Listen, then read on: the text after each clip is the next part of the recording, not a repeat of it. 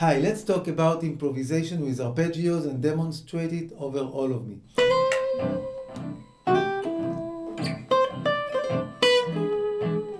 The challenge that most people are facing is how to be creative when they play with arpeggios, because what happens is that after you learn the shapes, your fingers are just playing the shapes, and then the music is not creative, is not interesting. So by going through a process that I will show you today, we will try to overcome that problem. The main idea is that first you need to master the arpeggio shapes so well, so when you improvise, you don't need to think about where are the next notes. The notes are in your fingers. You can free space in your brain to think about the music that you want to convey. So the process of learning is not starting from the music that you hear in your head, but it starts with mastering the shape that well, so you don't need to think about it anymore. So let me give you a few exercises that will help you implement the shapes.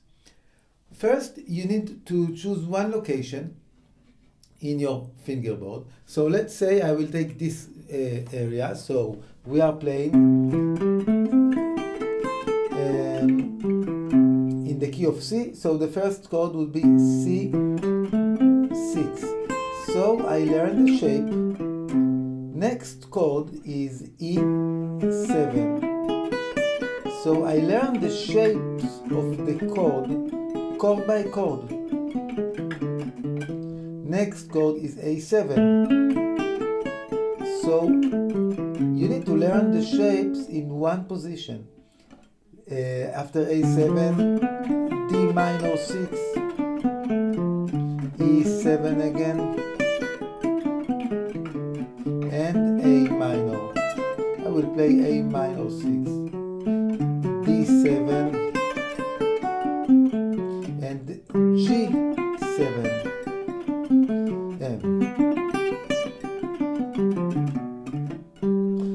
So you see, the first thing that you need to know is how to play all the arpeggios in one area. So you don't need to skip from one place to another when you take a solo. And when you know that you finished with this exercise, that you are ready to go, when you can play it over the song with a metronome. So I will give you an example how this exercise should be when it's ready, when you are done. I will play it over the song. I will put the melody on the background, so you can see that it can be a lot of fun. You can use the arpeggios as an accompaniment for the melody. C6,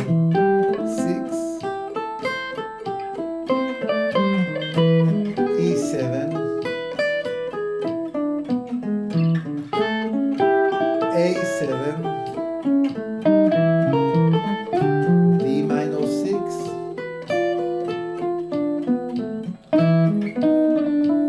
E7, A minor 6,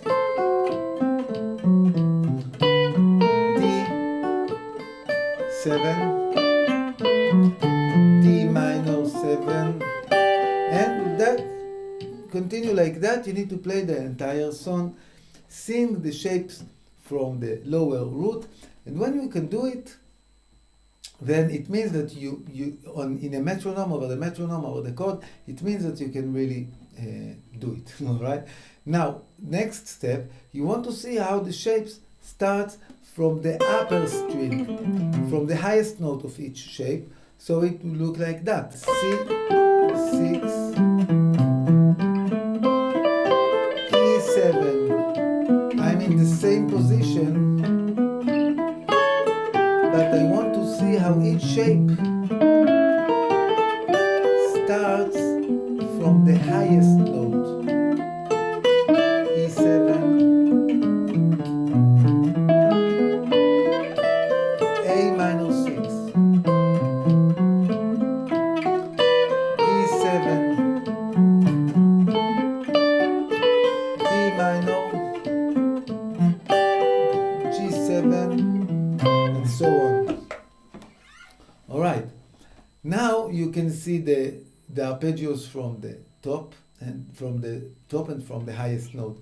And then we want to start working on how to make transition from one arpeggio shape to the next in a melodic way. And that, here it gets a little bit challenging, so don't try to do it with a metronome. It's okay to think. The idea is to move from one arpeggio to the next in the same direction through the closest note. So we are starting with C. We have 2 bars. So if we are playing 8s, it means that you need to play 16 notes. 8 notes in the first bar, 8 notes in the second bar. C and 2 and 3 and 4 and C and 2 and 3 and 4 and. I finished the shape here on E. Now the next chord is E. My direction is descending.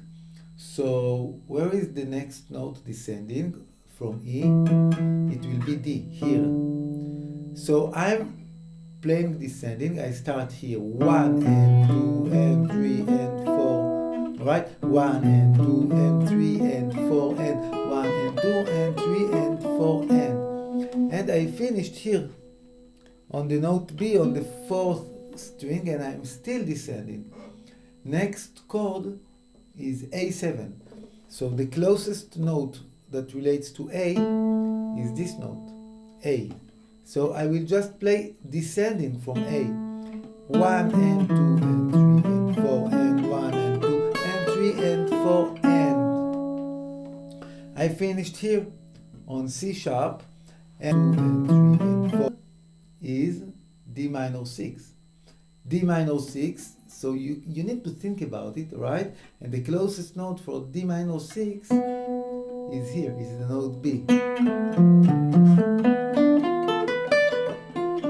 And that way you move from one chord to the next through the closest note in the same direction. And that forces you to think about how to make the transition from one chord to another. And don't do it with a metronome. It's okay to do it like I did now, that you stop and you think about it.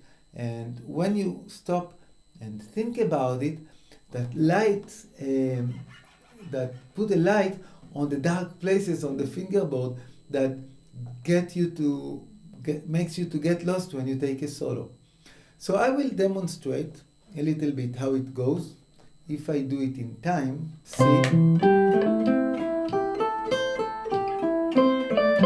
E7, A7,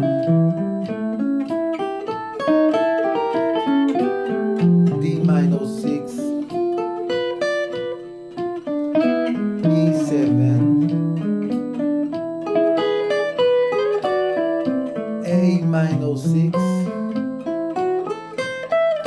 D7, D minor 7, G, and C6 again, and so on and so on. You play the exercise when you move from one arpeggio to the next. Now it takes time.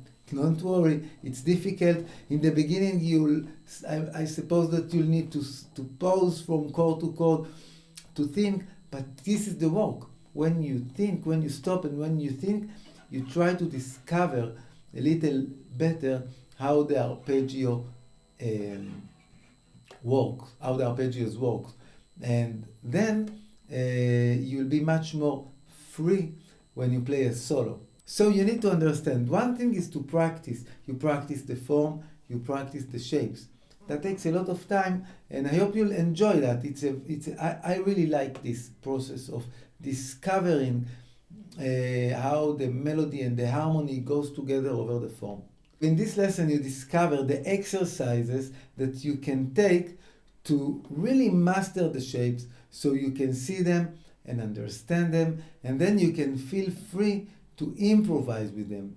Improvisation is something different. We'll talk about it in other lessons. Improvisation means composition on the spot, and when you improvise, a few tips that can help you to be more creative is to think in sentences, so you have pauses between the musical sentence that you play, that you repeat the ideas that you play and create motifs. But I will talk about it in different lesson. But I will just take a short, simple solo with the arpeggios that I showed you using these ideas that I just said. Pause. I'm just playing the arpeggios with trill. I will play faster.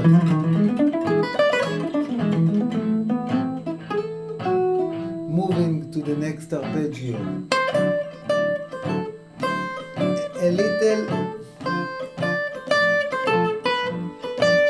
motif that I played with part of the arpeggios.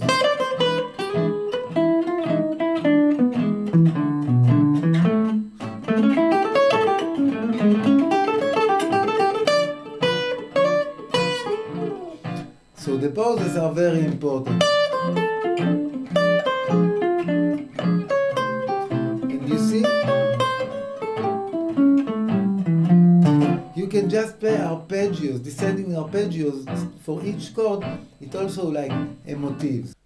So take the time to really practice and master all the shapes in one position. So when you take a solo, you feel home. You don't feel like you get lost. You don't know what the notes, where the notes are. No, you want to know where the notes are and be able to create beautiful music. Don't forget to leave me a comment, to subscribe to my channel so you can get more videos like that. Cheers.